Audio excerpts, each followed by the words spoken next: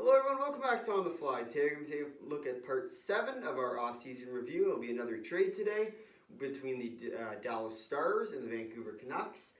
Jason Dickinson will be going to the Vancouver Canucks in exchange for a 2021 third-round pick.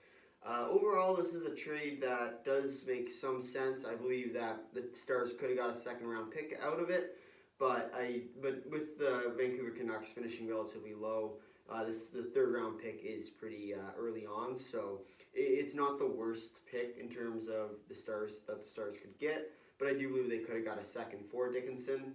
But overall, it wasn't a terrible trade. Obviously, they're pushed up against the old Seattle expansion draft, so that fear of Seattle again is a prominent force today. As you can see, there was 7 or 8 trades throughout the day and a whole bunch of others before. Just trying to move players out so then they didn't have to worry about them getting picked by Seattle for nothing. So obviously Jason Dickinson going to the Canucks from the Stars. The Stars then free up a forward spot. Originally I did have Dickinson being picked by Seattle. He is an RFA this year. But overall I think it's not a terrible trade for either team. Vancouver does have quite a few forwards that they're looking for.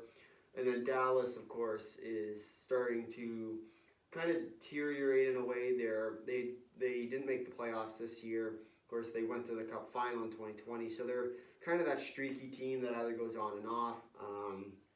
Of course, with Ben Bishop out for next year, most likely, of course, he would. I don't believe he will be back because he did allow Khudobin to be protected, and I don't think he'd do that if he wasn't out for sure. So I'm not sure they're going to be as much competitors next year, which is why they're starting to trade some of their older guys. I don't know about Dickinson in terms of that. I think it's more of just that protected spot, and they're more worried about him getting picked by Seattle for nothing. So they try to get something out of it. Like for many, I think, like I said, the second round picks today have been kind of prominent. So I was looking for that for Dickinson. They didn't get it. They got the third. From Vancouver. So overall, Dallas got somewhat what they wanted. They wanted a pick. They got the pick. They didn't get the pick they wanted, but they did get the pick. And Vancouver got a nice solid forward that still has room to grow with the rest of the team.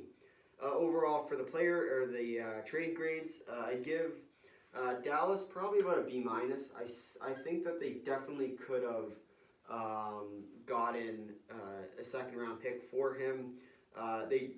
It's not, like I said, it's not the end of the world. It's not like you're getting the Lightning's third round pick, which is like the last pick of the third round, which is basically a fourth round pick at that point. But it's still not a great pick for them. I think they could have got a second for Dickinson.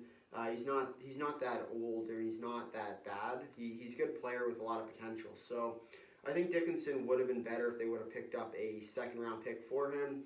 But of course, with the time against them, they ended up buying in and selling it for a third round pick.